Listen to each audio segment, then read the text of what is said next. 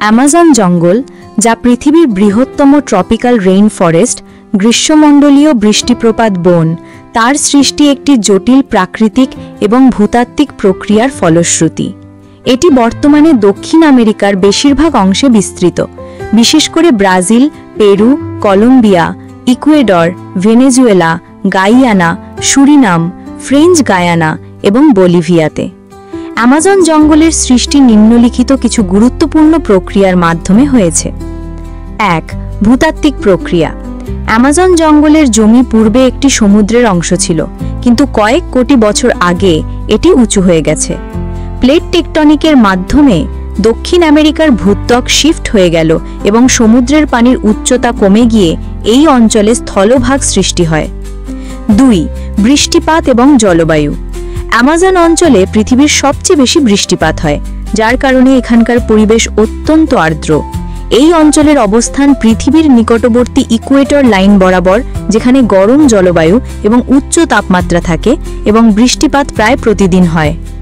এর ফলে প্রচুর পরিমাণে জলীয় বাষ্প পরিবেশে উপস্থিত হয়, যা বনাঞ্চলের প্রবৃদ্ধি এবং গাছপালার বৈচিত্র্য বৃদ্ধি করে। ৩.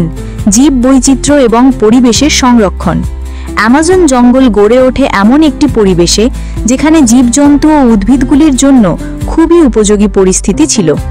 এখানকার গাছপালা, উদ্ভিদ এবং প্রাণী একে অপরের সঙ্গে সম্পর্কিত এবং একে অপরকে টিকিয়ে রাখার জন্য সহায়ক।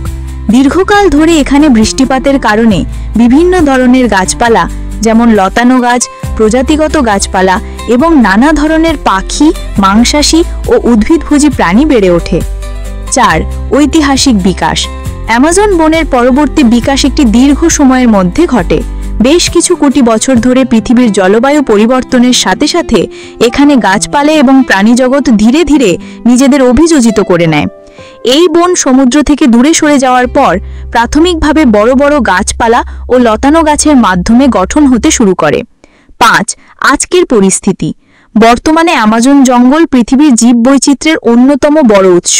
এখানে প্রায় ৪০,০০০ প্রজাতির গাছপালা, ৪১০ বিলিয়ন গাছ, ৩,০০০ প্রজাতির মাছ এবং ১৩০০ প্রজাতির পাখি রয়েছে। এটি পৃথিবীর অক্সিজেনের প্রায় ২০% উৎপাদন করে এবং গ্রীষ্মমণ্ডলীয় আবহাওয়ার ভারসাম্য রক্ষায় গুরুত্বপূর্ণ ভূমিকা পালন করে। অ্যামাজন জঙ্গল হাজার হাজার বছর ধরে তৈরি হয়েছে বিভিন্ন ভূতাত্ত্বিক, জলবায়ু এবং জীববৈচিত্র্যগত প্রক্রিয়ার মাধ্যমে।